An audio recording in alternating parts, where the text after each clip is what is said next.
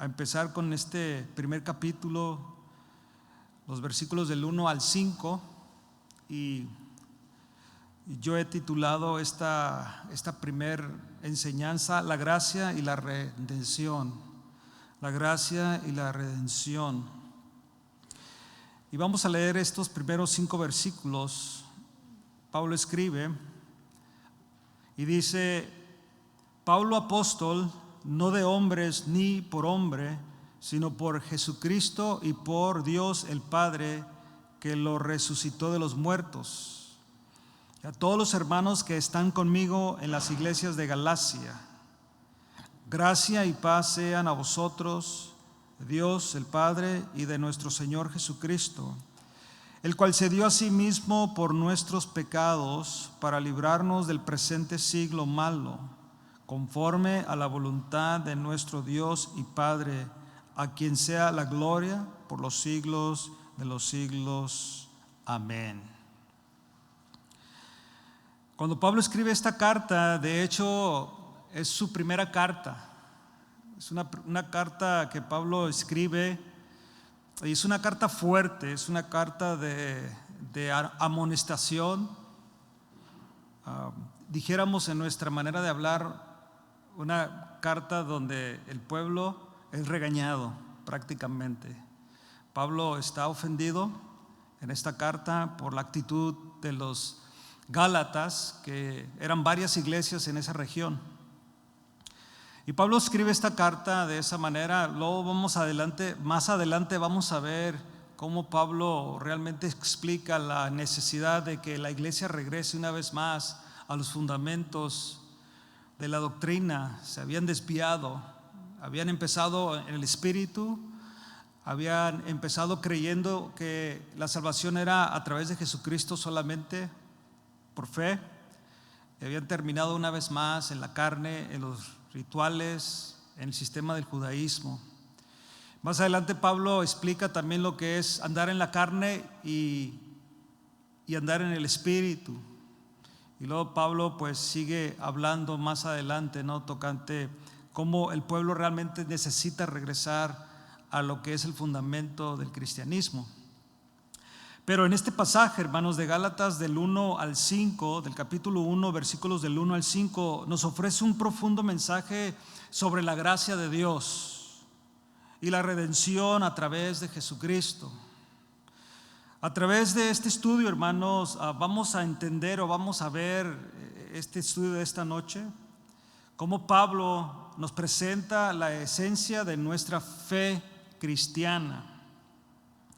Recuerde que nosotros hemos sido salvos por gracia, es un favor inmerecido. No merecemos la salvación, Él nos la dio. Amén. Fue Él, el plan es de Dios, es su gracia. Por eso cantamos siempre su gracia. De hecho, uno de los himnos más populares de todos los tiempos es Amazing Grace. Se me olvidó el nombre en español, pero en inglés es Amazing Grace, ¿no? Es una de las canciones o himnos más populares de toda la historia, porque habla de que antes yo era muerto y ahora vivo. Estaba perdido, completamente perdido, y ahora fui encontrado por Dios. Yo y usted no estamos buscando a Dios. Amén. Nosotros buscamos a Dios ahora en Cristo. Es muy distinto.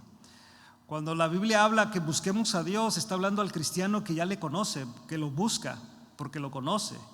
Porque en nuestra manera, en nuestra vida cristiana, en nuestro pecado en nuestro pecado siempre va a ser la tendencia, cuando pecamos, de alejarnos de Dios. Él no se aleja de nosotros. Nosotros nos alejamos de Él cuando pecamos, perdemos la comunión con Dios. Por eso necesitamos ir a buscar a Dios, porque ya sabemos dónde está.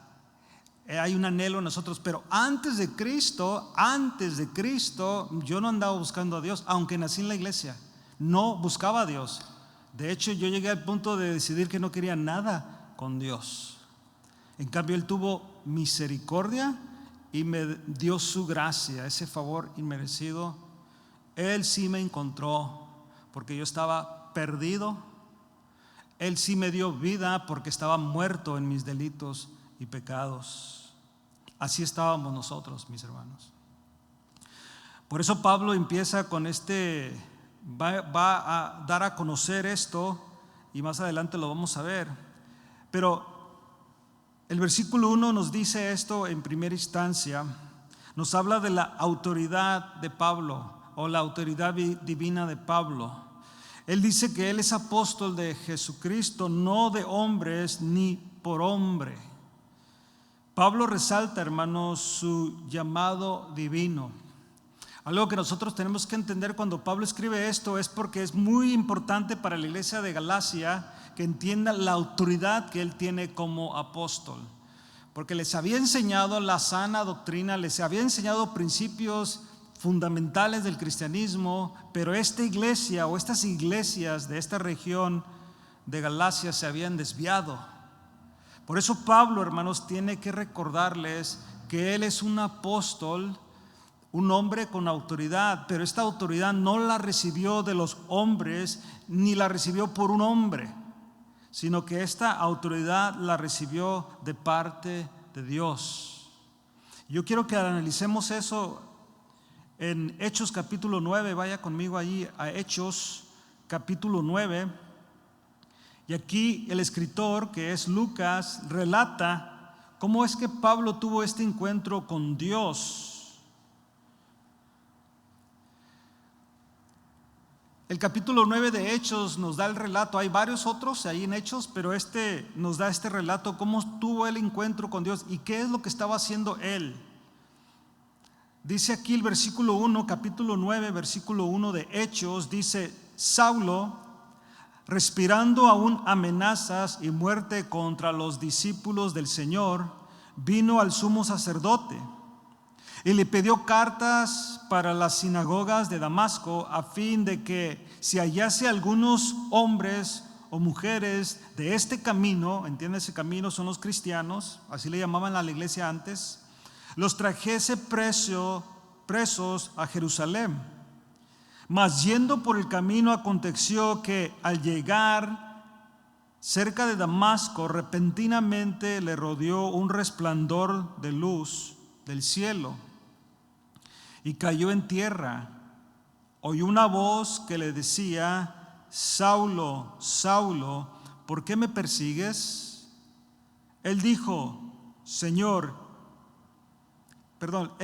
¿quién eres, Señor? Y le dijo: yo soy Jesús a quien tú persigues. Dura cosa te es dar coces contra el aguijón. Él, temblando y temeroso, dijo: Señor, ¿qué quieres que yo haga? Y el Señor le dijo: levántate y entra en la ciudad, y se te dirá lo que debes de hacer. Y los hombres que iban con Saulo se pararon atónitos, oyendo a la verdad la voz, mas sin ver a nadie. Entonces Saulo se levantó de tierra y abriendo los ojos no veía a nadie. Así que llevándole por la mano le metieron en Damasco, donde estuvo 3 días sin ver y no comió ni bebió. Había entonces en Damasco un discípulo llamado Ananías, a quien el Señor dijo en visión: Ananías. Y él respondió: heme aquí, Señor. Y el Señor le dijo: levántate y ve a la calle que se llama Derecha, y busca en casa de Judas a un llamado Saulo de Tarso, porque he aquí él ora. Y ha visto en visión a un varón llamado Ananías, que entra y le pone las manos encima para que recobre la vista. Ponga atención lo que sigue aquí. Entonces Ananías respondió: Señor, he oído mucho acerca de este hombre, en cuántos males ha hecho a tus santos en Jerusalén.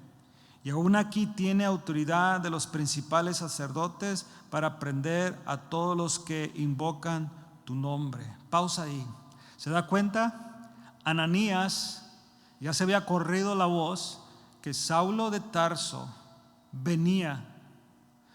y Ananías, y creo que los demás hermanos de esa congregación, aunque no eran una iglesia así como la que tenemos, pero eran hermanos que se congregaban en ciertos lugares, porque la mayoría de las iglesias eran en casas, habían oído que venía este hombre, que venía realmente a hacerles daños a los santos. Ya se sabía que había hecho mucho daño en Jerusalén, pero venía a Damasco. Y le dice el Señor, versículo 15: ve, oiga bien, porque instrumento escogido me es para llevar mi nombre en presencia de los gentiles y de reyes y de los hijos de Israel, porque yo le mostraré cuánto le es necesario padecer por mi nombre. Fue entonces Ananías y entró en la casa, y poniendo sobre él las manos dijo: hermano Saulo, el Señor Jesús, que se te apareció en el camino por donde venías, me ha enviado para que recibas la vista y seas lleno del Espíritu Santo. Y al momento le cayeron de los ojos como escamas, y recibió al instante la vista, y levantándose fue bautizado, y habiendo tomado alimento recobró fuerzas.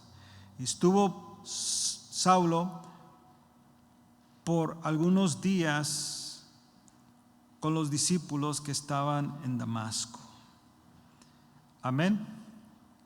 Por eso, cuando regresamos una vez más a Gálatas capítulo 1, versículo 1, Pablo les tiene que recordar a esta iglesia: yo soy apóstol, tengo autoridad, pero no viene del hombre ni de los hombres, sino este llamado, esta autoridad que tengo proviene de Dios.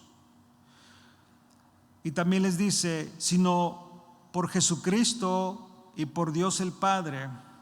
Ahora, nosotros también, hermanos, ahora en Cristo tenemos autoridad delegada de Dios en nuestras vidas, cada uno en particular. Cada uno de nosotros tenemos autoridad de parte de Dios en diferentes áreas de nuestras vidas. Nuestra autoridad de parte de Dios en cuanto Él nos ha dado poder, como dice en Mateo 28, 18, si usted va ahí conmigo, Mateo 28, 18 dice: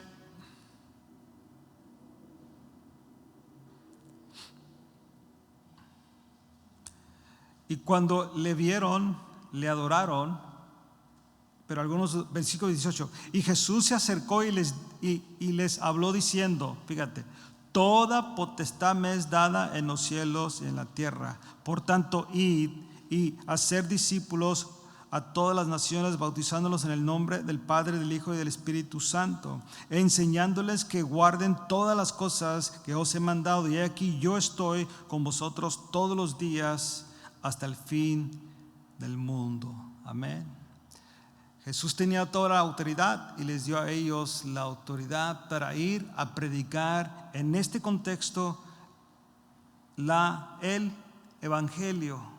A usted y a mí Dios nos ha dado autoridad, hermanos, y la tenemos, como dije hace unos minutos, en diferentes áreas de nuestra vida. Como personas individual tenemos la autoridad dada por Dios, la autoridad de la palabra, pero también tenemos la autoridad como, si eres casado, la autoridad como cabeza de tu hogar. Si eres casada, igual la autoridad como su esposa sometida a su marido, y el cuidado y la crianza de los hijos, autoridad. Tenemos autoridad si tienes un llamado a cierto rol dentro de la iglesia. Dios nos ha dado autoridad. Toda la autoridad, hermanos, proviene de Dios, y es lo que está dando a conocer Pablo a la iglesia de Gálatas. Ustedes tienen autoridad, yo tengo autoridad. Por eso era importante que entendiera Gálatas eso, la autoridad divina de parte de Dios para Pablo, y la autoridad que nosotros tenemos, que Dios nos ha dado para hacer la obra del ministerio. Lo otro que vemos aquí, y es en el versículo 2, vaya conmigo ahí, Gálatas una vez más, capítulo 1, versículo 2, dice Pablo: y todos los hermanos que están conmigo en las iglesias de Galacia. El saludo de Pablo a la iglesia: gracia y paz. La gracia, hermanos de Dios, es un don inmerecido. Eso lo tenemos que tener muy claro. Por eso es importante traerlo a la mesa en esta noche y siempre traerlo a nuestro pensamiento. La gracia de Dios es un don inmerecido, es un regalo que no merecemos. De hecho, todo lo que tenemos, todo lo que podamos poseer, tenemos que entenderlo como la gracia de Dios. Todo. Si tienes fuerza, te levantaste esta mañana, Dios te dio vida, te dio fuerza, te dio capacidad intelectual. Todo lo que te dio en este día es su gracia, hermanos, es su gracia. Yo sé que hay, nuestra civilización o nuestra manera de pensar o lo que nos puedan decir, muchas veces nos dicen o nos quieren dar a entender que todo lo merecemos. No es que tú te mereces esto, tú has trabajado duro, te mereces esto, tú te mereces lo otro, te mereces aquello. Se oye muchas veces. Pero si somos realistas, hermanos, según el texto bíblico, nosotros merecemos la muerte, merecemos el castigo eterno. Pablo le dijo a los romanos que porque pecamos, o por aquellos que viven en pecado o siguen sin sus pecados perdonados, sin ser sus pecados perdonados por la sangre de Cristo, dice la Biblia que ese grupo de gente sigue destituida de la gloria de Dios. Y por eso dice el texto: por cuanto todos pecaron, todos, y están destituidos de la gloria de Dios. Dice Pablo ahí en Romanos también que la paga del pecado es muerte. Entonces, si nosotros tenemos ahora vida, ha sido porque Él nos ha dado vida. Amén. Hablando en este contexto, vaya conmigo a Efesios capítulo 2. Es un texto muy conocido, pero bueno, vamos a estudiarlo unos minutos en esta hora porque es muy importante entender lo que es esto de la gracia. Por eso Pablo le dice a los Gálatas, ¿no?, de la gracia y paz. Pero miremos lo que dice de la gracia. Capítulo 2, versículo 1, Efesios 2, 1 dice: y Él os dio vida a vosotros cuando estabais muertos en vuestros delitos y pecados. Esa era nuestra condición, una condición muy triste, y esa sigue siendo la condición de la mayoría en este mundo, hermanos. Oiga bien, la mayoría de la gente que usted y yo conocemos, lo repito, la mayoría de la gente que usted y yo conocemos están en esta condición. Están muertos en sus delitos y pecados. La minoría de la gente que conocemos, tú y yo, la minoría tienen vida. ¿Sí me explico? Por eso es muy importante entender la responsabilidad que tenemos delante de Dios y delante de los hombres, porque la mayoría de la gente está muerta en sus delitos y pecados. Así estábamos tú y yo.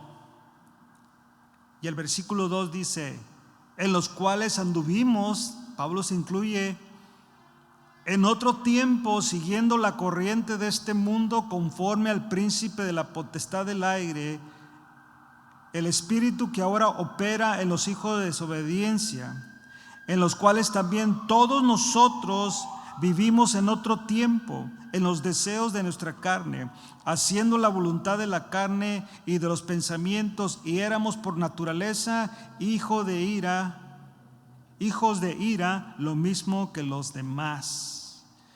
Ahora, si usted quiere saber quién es un hijo de Dios, nacido de Dios, y que es una persona que todavía anda en la carne, no es nacida de Dios, está muerta en sus delitos y pecados, bueno, el texto se lo dice. Porque dice que antes de que conociéramos a Cristo, o antes que naciéramos de nuevo, o antes que nos diera vida, dice que nosotros andábamos en la corriente de este mundo, conforme al príncipe de la potestad del aire. ¿Sí sabe quién es el príncipe de la potestad del aire? ¿Sí sabe? Satanás. El espíritu que ahora opera en los hijos de desobediencia. Y añade Pablo, en los cuales también todos nosotros vivíamos en otro tiempo. ¿Quieres ver cómo es una persona que no es nacida de Dios? Dice, en los deseos de la carne, haciendo la voluntad de la carne y de los pensamientos, y por naturaleza éramos hijos de ira, lo mismo que los demás. Es una condición triste, hermanos. Si usted piensa y analiza así, y que Dios nos dé entendimiento, es una condición triste. ¿Por qué le digo que es triste? Porque la gente, aun cuando tiene todo en el mundo, hay gente que tiene todo, tiene buena salud, tiene dinero, tiene muchas cosas que mucha gente anhela, pero la Biblia dice que están en esta situación. En cambio, hay gente que es nacida de Dios, que no tiene dinero, no tiene buena salud, pero tiene vida en Cristo Jesús. ¿Se da cuenta la diferencia? Creo que ahí estamos nosotros. Nosotros somos gente que tenemos a Cristo, tenemos vida eterna. Por eso no nos conformamos con el sistema de este mundo. Por eso no nos enrolamos en las cosas de este mundo. Porque nuestra mirada realmente está en las cosas de arriba, donde está Cristo sentado a la diestra de Dios Padre. Versículo 4 dice, pero Dios, que es rico en misericordia, porque aquí estamos hablando de la gracia, recuerde, por su gran amor con que nos amó, aun estando nosotros muertos en nuestros pecados o muertos en pecados, fíjate nuestra condición, lo repite Pablo para que nos demos cuenta cuál era nuestra situación. Nos dio vida juntamente con Cristo y dice, por gracia sois salvos. ¿Por qué dice por gracia sois salvos? Más adelante nos va a explicar por qué. Pero el versículo 6 dice, y juntamente con Él nos resucitó, asimismo nos hizo sentar en lugares celestiales con Cristo Jesús.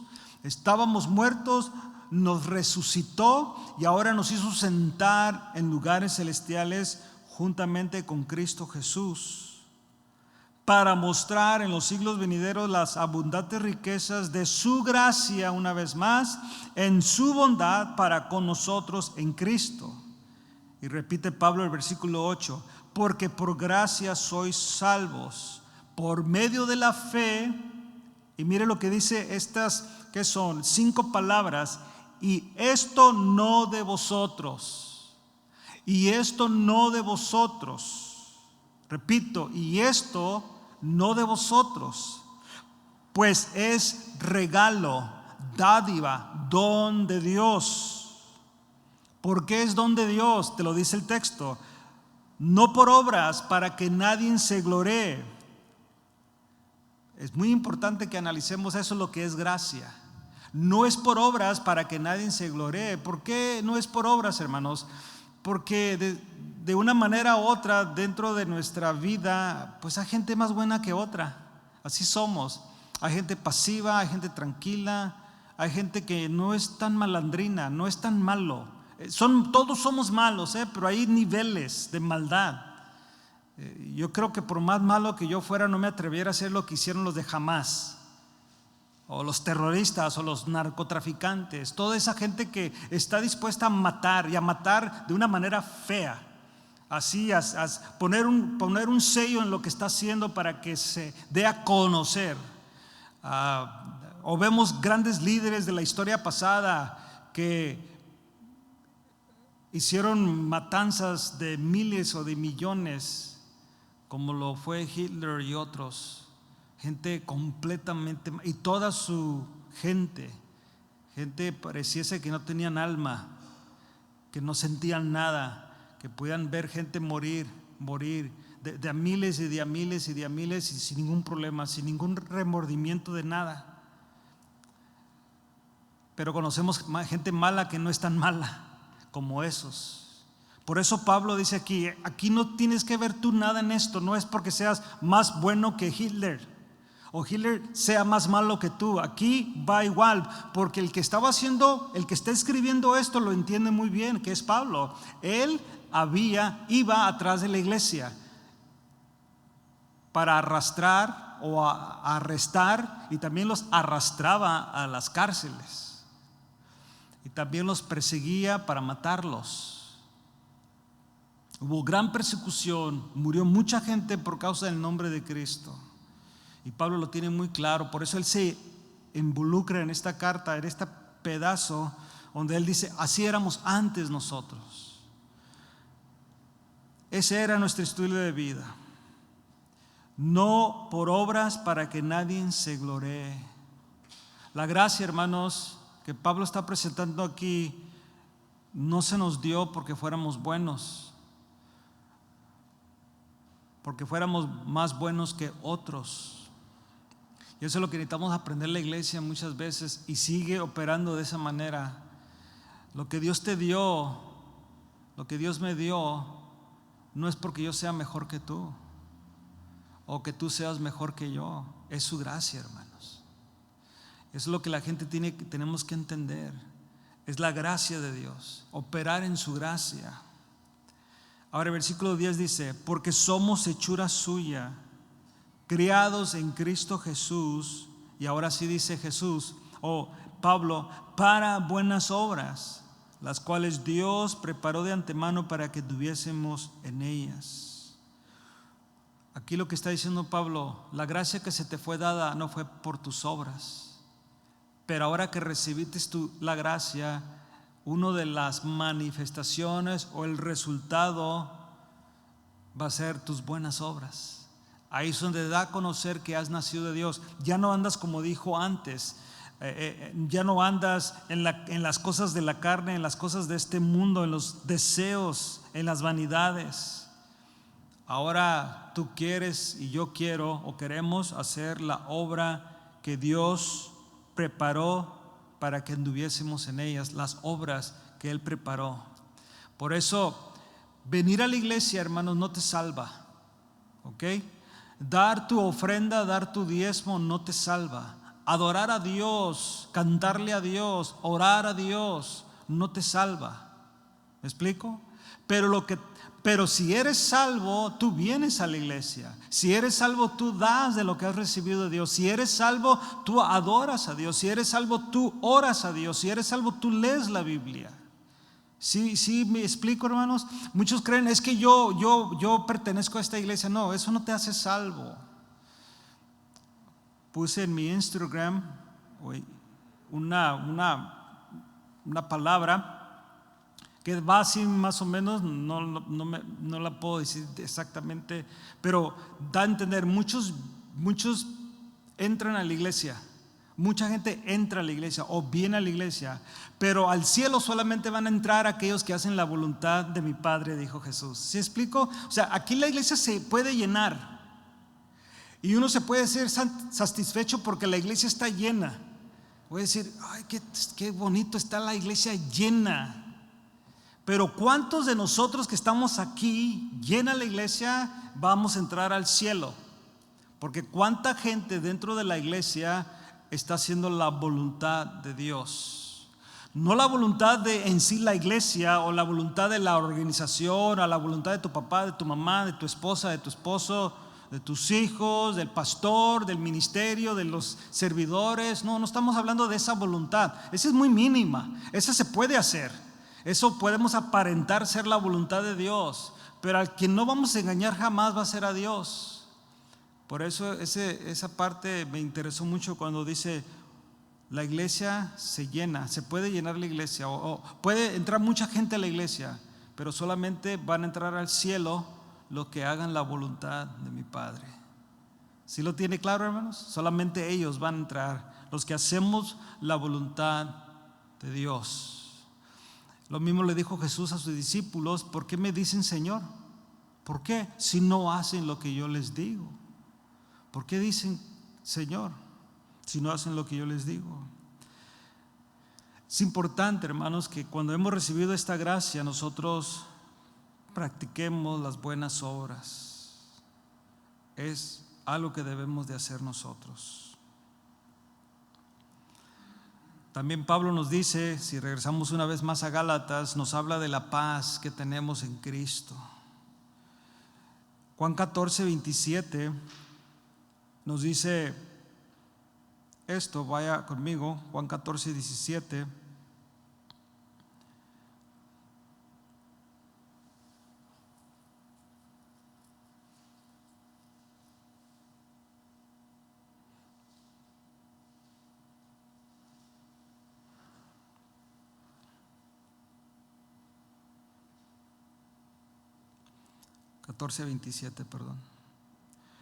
Dice: la paz os dejo, mi paz os doy. Yo no os la doy como el mundo la da. No se turbe vuestro corazón ni tenga miedo. Por eso en la carta de Pablo vemos gracia y vemos paz, y ambas provienen de Dios, hermanos. La paz que Dios nos da no es la paz que el mundo da. Ya nos hemos dado cuenta, hermanos, que esta paz es temporal. Esta paz puede durar un minuto, como puede durar un año, como puede durar 100 años, qué sé yo, aunque no hemos vivido en paz en mucho tiempo. Desde que yo estoy vivo, que son 53 años, pero yo puedo pensar un poco y me recuerdo por las pláticas y por lo que alcanzo como en sueños muchas veces del 75 para acá, 74, 75, de 4 años, de 5 años de edad para acá. Sí me acuerdo de muchos acontecimientos que sucedieron en la historia. Yo alcanzo a recordar, y más o menos de la edad de unos 16, 17 años me enfoqué mucho en lo que es la política. Entonces de ahí me recuerdo muchas cosas que han sucedido. Pero lo que yo puedo analizar, y ahora por la historia, que nunca hemos estado en paz. Este país no sabe qué es paz. Realmente no sabemos qué es paz. Porque en los tiempos de mis padres, de mi papá, cuando era joven, entramos a la iglesia, cuando él era niño, se entró a la guerra, Segunda Guerra Mundial. Y luego se termina la Guerra Mundial y este país empieza a prosperar, pero ahora empieza lo que llamamos la Guerra Fría. ¿Sí sabe todo eso, no? Se empezó la Guerra Fría por muchos años, hasta que más o menos por ahí del 88, 89 se vinieron abajo unas murallas que había en Alemania Occidente y pareciese que ya iba a haber paz.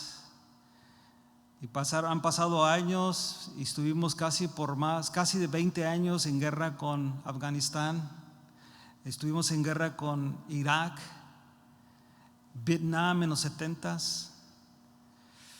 No ha habido paz, hermanos. ¿Y ahorita cómo estamos? Por eso cuando Jesús dice: yo les doy mi paz, no es la paz que el mundo da. Porque el mundo da paz en temporal, pero en escritos. Hacen convenios o pactos de paz.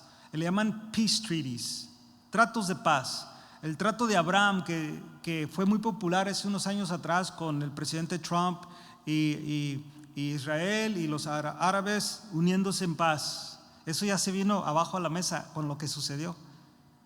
Entonces, cuando Jesús dice: yo les dejo mi paz, y les dice: la paz os dejo, mi paz os doy. Y le tiene que decir a ellos: yo no os la doy como el mundo la da, porque la paz del mundo es temporal. Y luego les dice: no se turbe vuestro corazón ni tenga miedo. ¿Por qué? Porque él sabía que esta paz, si ellos la mantenían enfocados en Dios, iban a tener paz el resto de sus vidas, como tú y yo tenemos que tener paz. Todo esto que está pasando, hermanos, nosotros tenemos que tener paz. Tenemos que estar tranquilos, que Él va a suplir todo esto, que Dios está en control de todo. Claro, viene la preocupación por muchas razones, ¿no? Y de hecho, pues cosas que pasan aquí domésticamente también, pues si usted sabe, ayer un hombre se le botó y empezó a matar gente otra vez. No él otra vez, sino que otra vez tenemos eso de las muertes o matanzas, ¿no?, masivas.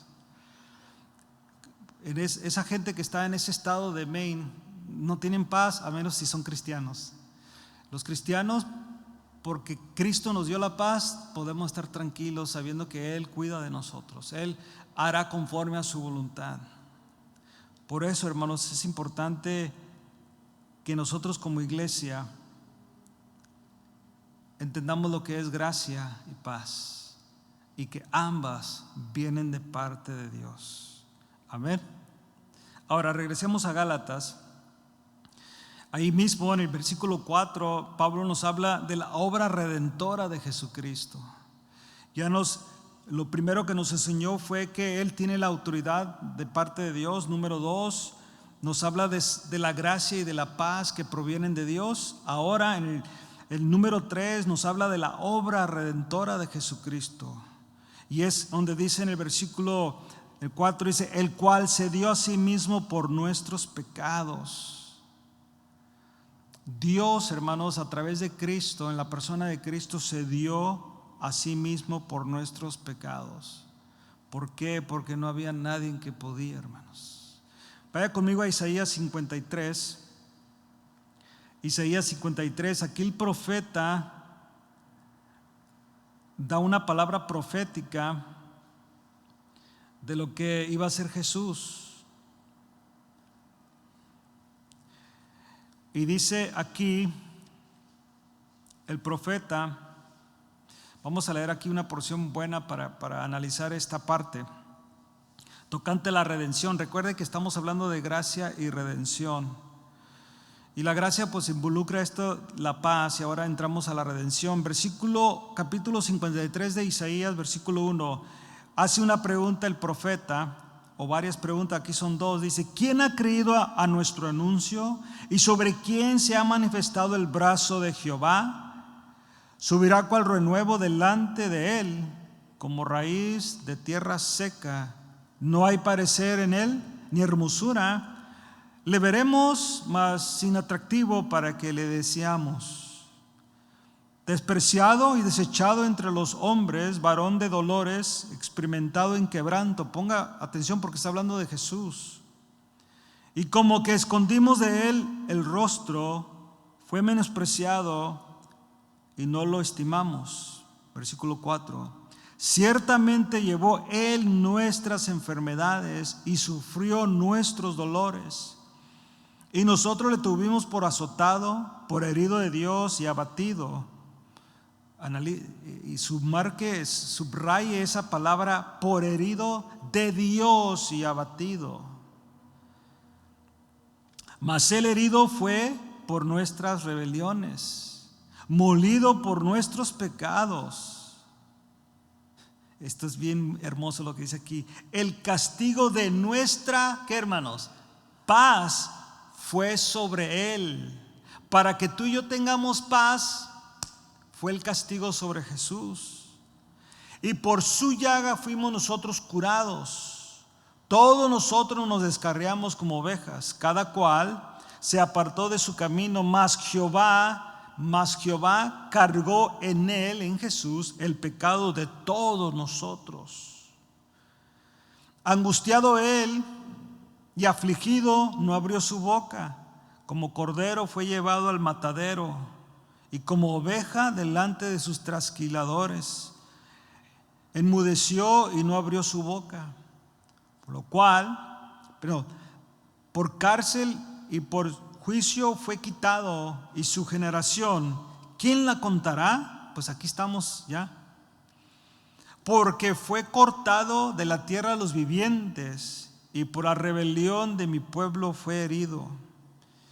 Y dispuso con los impíos su sepultura, mas con los ricos fue su muerte, aunque nunca hizo maldad, ni hubo engaño de su boca. Si usted subraya esa última parte o penúltima donde dice, aunque nunca hizo maldad. Eso es muy importante. Ni hubo engaño en su boca. Aquí viene lo fuerte, versículo 10. Con todo eso, Jehová quiso, ¿qué, hermanos? ¿Quién quiso? Jehová quiso quebrantarlo, sujetándolo a padecimiento. Cuando haya puesto su vida en expiación por el pecado, verá linaje, vivirá por largos días, y la voluntad de Jehová será en su mano prosperada. Verá el fruto de la aflicción de su alma y quedará satisfecho. Por su conocimiento justificará mi siervo justos a muchos y llevará las iniquidades de ellos. Por tanto, yo le daré parte con los grandes y con los fuertes repartirá despojos, por cuanto derramó, oiga bien, su vida hasta la muerte y fue contado con los pecadores, habiendo él llevado el pecado de muchos y orado por los transgresores. Se está dando cuenta, hermanos, lo que es la redención. Cristo murió, fue castigado, fue quebrantado, dio su vida, padeció por nosotros, fue contado con los pecadores, derramó su vida hasta la muerte, llevó el pecado de muchos. Eso es redención, hermanos. Y usted y yo somos participantes de la redención. Por eso dice aquí Pablo, el cual se dio a sí mismo por nuestros pecados, la expiación de Cristo. Fuimos libres del pecado. Hemos sido justificados. Ya aprendimos hace un mes más o menos, Romanos 5:1. Fuimos justificados, fuimos declarados inocentes delante del Padre por medio de Jesucristo. Hemos sido librados del pecado, mis hermanos. Miren lo que dice Romanos capítulo 3. Romanos capítulo 3.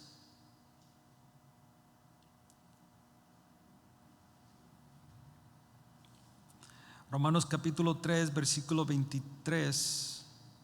Por cuanto todos pecaron y están destituidos de la gloria de Dios. ¿Cuántos pecaron? Todos. Dice Pablo, siendo justificados gratuitamente por su gracia, mediante, ¿qué, hermanos? La redención que es en Cristo Jesús.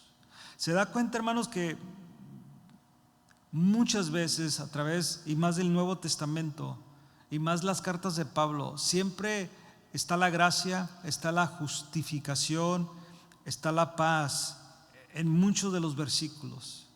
Aquí Pablo dice que hemos siendo justificados, versículo 24, gratuitamente por su gracia, mediante la redención que es en Cristo Jesús. Versículo 25, mire lo que dice: a quien Dios, lo que leímos en Isaías 53, a quien Dios puso como propiciación por medio de la fe en su sangre para manifestar su justicia. ¿Qué era la justicia, hermanos? Que la paga del pecado es muerte. La justicia de Dios es que alguien tenía que morir. Antes eran víctimas animales, corderos, vacas, todo era llevado como sacrificio y se derramaba sangre. Y esa sangre apaciguaba la ira de Dios temporalmente. Ahora en Cristo es para siempre, pero es por fe, creer en lo que Cristo hizo. Por eso dice aquí, a quien Dios puso como propiciación por medio de la fe en su sangre, sangre derramada de un cordero. Juan el Bautista le dijo a un grupo de personas que estaban, y miró a él, a Jesús, y le dijo: he aquí el Cordero de Dios que quita el pecado del mundo. estaba profetizando de lo que iba a suceder con Cristo, el Cordero perfecto que iba a ser ejecutado, que iba a ser sacrificado y que su sangre iba a perdonar nuestros pecados. Por eso dice, la fe en su sangre para manifestar su justicia a causa de haber pasado por alto en su paciencia los pecados pasados, con la mira de manifestar en este tiempo su justicia, a fin de que Él sea el justo y el que justifica al que es de la fe de Jesús. Muy importante que entendamos eso, mis hermanos, la redención. Él pagó por nuestros pecados. Él nos ha declarado justos y fue por el sacrificio de Cristo en la cruz. Entonces Pablo tiene que presentar estos argumentos inmediatamente en su carta para que la iglesia de Galacia entienda que ahora lo que están haciendo ellos, viviendo una vez más en la carne, viviendo bajo el judaísmo, bajo los ritos, bajo todo eso que era conforme a la ley, pero de una manera conforme a la carne, para dar a conocer que bueno, yo sí guardo la ley, yo sí me circunciso, yo sí guardo las fiestas, yo sí guardo los días. Bueno, daban a conocer que lo estaban haciendo en su carne y lo estaban haciendo en obras personales y no lo que Dios ya había hecho. Entonces, de una manera u otra, vamos a aprender más adelante, ellos habían desechado la gracia y por eso ya no tenían paz, porque ahora andaban buscando el favor del hombre, que era la ley. El judaísmo siempre va a ser el favor del hombre, o sea, querer hacer las cosas para que el hombre esté contento. Por eso hubo mucha persecución en la iglesia. Si algo Pablo sufrió mucho, hermanos, fue la persecución que tuvo con el judaísmo, que querían verlo muerto, con los falsos hermanos dentro de la iglesia y también con el sistema político. Pablo tuvo 3 frentes toda su vida: con los judaizantes, con la misma iglesia. Por eso escribía cartas, por eso le decía a Tito y a Timoteo: ten cuidado de este cuate, ten cuidado de aquella persona, ten cuidado de este, porque me ha hecho mucho mal, porque está distorsionando la doctrina. Ten cuidado, no lo reciban. Ten cuidado, si algún hermano dentro de la iglesia está causando divisiones, sáquenlo, quítenlo, porque va a traer desastre. Y no les gustaba a la gente eso. Pablo tenía esa lucha constante, y también el sistema del gobierno, porque él hablaba en contra de la idolatría. Él hablaba muy directamente de que solamente había un Señor. Y recuerden que en ese tiempo César creía que él era el Señor. César era el gobernante de Roma, y mucha gente pues creía que César era el Señor, y en cambio él les enseñaba: no, hay un Señor, el Señor Jesucristo. Es muy importante entender esto, hermanos. Se va el tiempo. Vemos que no solamente dice Pablo que a cual mismo en este texto, versículo 4, el cual se dio a sí mismo por nuestros pecados, pero lo hizo para librarnos del presente siglo. Y esto habla que nosotros, hermanos, no debemos de conformarnos a este sistema de este mundo. Nos hizo libres del sistema. Pablo quería hacer a los Gálatas una vez más que fueran libres del sistema de ese tiempo, el judaísmo, los judaizantes. Ellos regresaron, la iglesia regresó una vez más, como les decía hace unos minutos, a los ritos, a la ley, al sistema del judaizante, a las fiestas, a ciertas cosas que tenían que ser los judaizantes. Y Pablo dice: no, ustedes han sido libres de eso, para librarnos del presente siglo, para que no nos conformemos, hermanos, a este sistema. Vaya conmigo rápidamente a Romanos capítulo 12. ¿Qué nos dice Pablo tocante a este sistema? Dice Romanos 12:1: así que, hermanos, os ruego por la misericordia de Dios que presentéis vuestros cuerpos en sacrificio vivo, santo, agradable a Dios, que es vuestro culto racional. Y mira lo que dice el versículo 2: No os conforméis a este siglo, no te conformes a este sistema. Aquí conforméis también tiene que ver con la palabra no te amoldes a este sistema. El sistema, hermanos, el sistema cambia.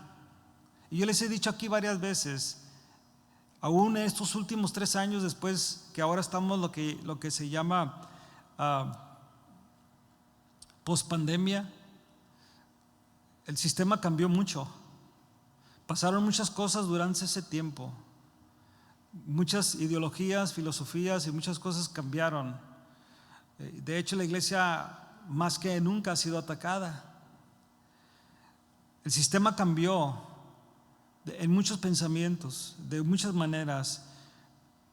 Y lo único que queda más santo o más equilibrado en este sistema de las diferentes ramas, podríamos decir, de beneficios dentro de este sistema del mundo, son varios, ¿no? Podemos ver, hay varias ramas, ¿no?, que podemos analizar que pueden ser buenas para la gente de este lado de la eternidad. La educación es buena, es bueno educarte, es bueno ir a la escuela, pero la educación ahora está corrompida. ¿Me explico? Está corrompida. La política puede ser bueno porque legislan leyes que nos ayudan, pero ¿cómo están las leyes siendo legisladas? Le han bajado a la moralidad y han hecho leyes para que tú y yo podamos tener una conciencia limpia para poder pecar a gusto. O sea, se hacen leyes que puedes matar a un bebé en el vientre de la mamá, pero como es una ley, entonces la mujer que hace eso con su esposo o su compañero, como sea ahí en este lado de la eternidad, en el mundo, pues el sistema del mundo, esa persona se siente que está bien porque la ley lo permite. Y legislan leyes y puedes pecar con más tranquilidad porque está en el libro de la ley. Los que andan robando en las tiendas le bajan al % de robar, ya no te meten o no te dicen nada si robas menos, no más de, si es menos de $1,000, qué sé yo, no me acuerdo ahorita la cantidad, no te dicen nada. Entonces legislan leyes para llevar supuestamente algo, para apaciguar la conciencia. Por eso dice Pablo aquí, no te conformes a ese sistema. No te conformes a ese sistema, porque no es el de Dios. Por eso en nuestras generaciones, más nuestros adolescentes y jóvenes, como son muy atraídos por el sistema de este mundo por causa de los colegios, las universidades, aún las escuelas elementares o prepas o junior high, high school, lo que sea, están indoctrinados al sistema. El sistema está muy fuerte. Me mandaba una hermana de nuestra congregación una reunión que tuvo y que estaban forzando a sus hijos que tenían que hacer cierta celebración para ese grupo de personas del LGBTQ más, que tenían que.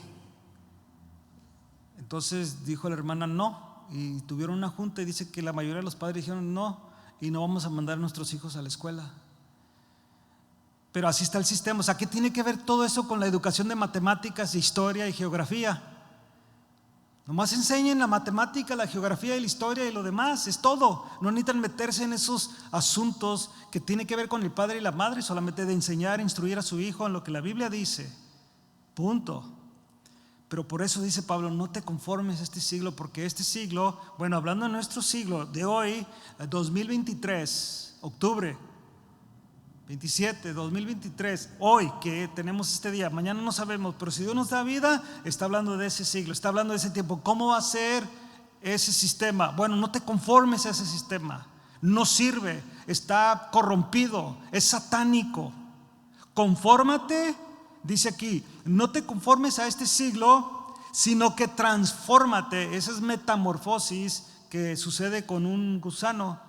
¿Se transforma en qué, hermanos? En una mariposa.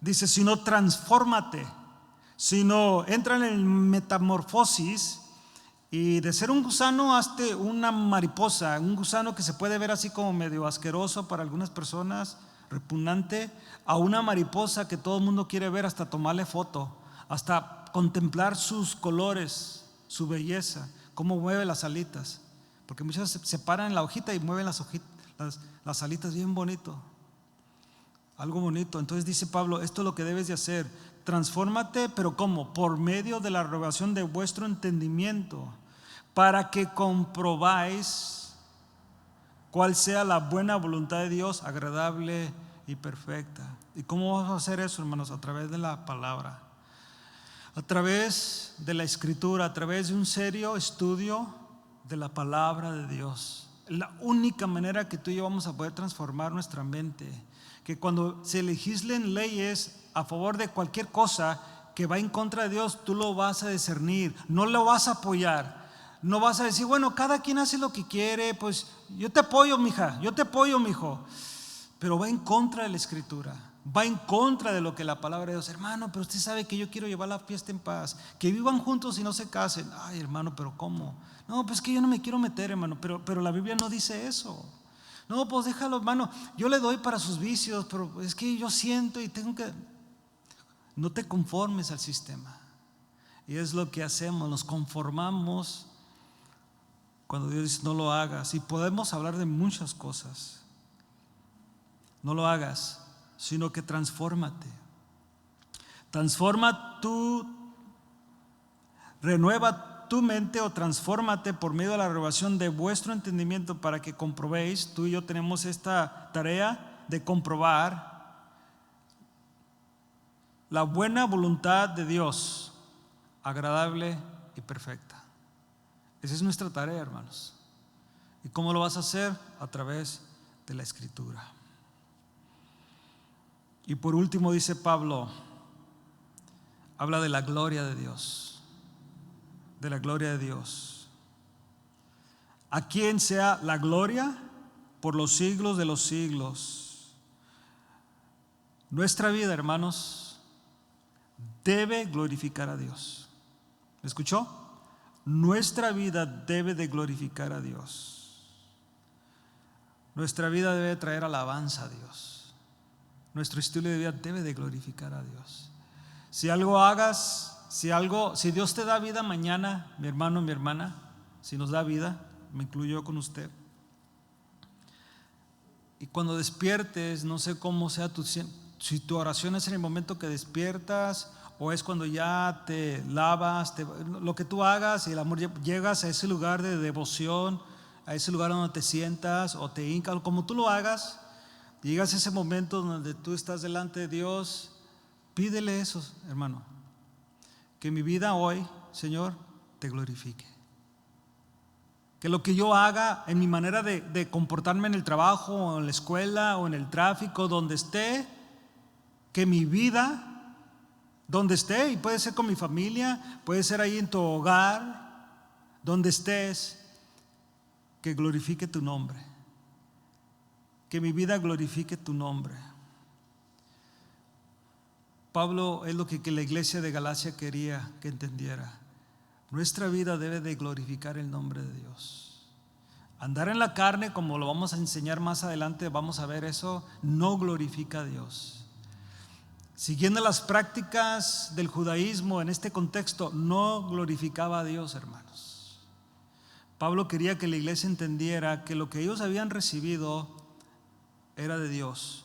No lo merecían, pero les iba a producir paz. Iban a entender que lo que ellos tenían les iba a hacer libres del pecado, de pecar. Y sobre todo, hermanos, Él quería que ellos fueran libres, que sus mentes fueran transformadas, y por último, que sus vidas glorificaran a Dios. Que ese sea nuestro objetivo, hermanos, desde hoy en adelante, como cristianos, que entendamos esto. Usted vuelva a leer esos 5 versículos, vuelva a leerlos, como Pablo introduce esta carta.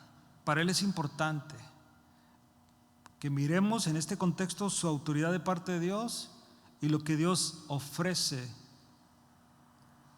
para que una iglesia sea equilibrada, o yo personalmente pueda ser equilibrado. Y vamos a ver más adelante cómo Pablo empieza, porque esta es una introducción breve, porque Pablo entra luego el versículo 6 a darle duro a la cuestión, al por qué está escribiendo esta carta. Y creo que va a ser de mucha importancia para nosotros. Amén, mis hermanos. Bueno, póngase de pie, damos gracias a Dios. Vamos a darle gracias a Dios por su palabra. Dejar que Dios obre poderosamente. Padre, en el nombre de Cristo, gracias por tu palabra, Señor, en esta noche.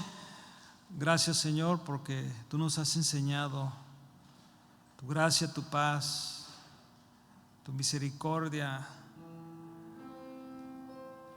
el perdón de nuestros pecados, Señor, por la redención, porque a través de ti, Jesús, hemos recibido perdón de nuestros pecados por tu sangre derramada.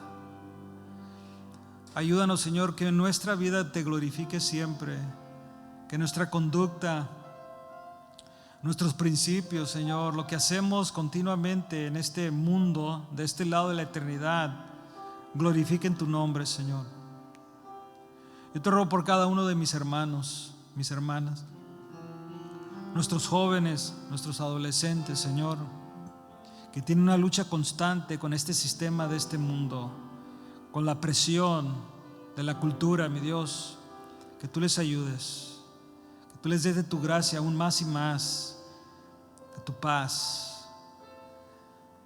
Ayúdanos a nosotros como padres, Señor, a poder darles siempre una palabra de aliento, una palabra, Señor, que les ayude a conocerte mejor a ti, y que ellos puedan entender, Señor, que lo que tú quieres es que se haga tu voluntad. Gracias, Señor, en el nombre de Jesús. Sigue bendiciendo tu obra aquí en Glendale. Y a cada uno de mis hermanos, los que están a través de las redes sociales, bendícelos también, Señor. Y gracias en Cristo Jesús, Señor. Ahora te ruego, Señor, que nos lleves a casa, nos protejas y podamos regresar, Señor, este sábado con matrimonios y el domingo en nuestra reunión general, Señor. Te lo ruego en el nombre de Jesús. Amén. Gloria a Dios. Dios les bendiga, hermanos. Tengan un excelente fin de semana. Un abrazo a todos.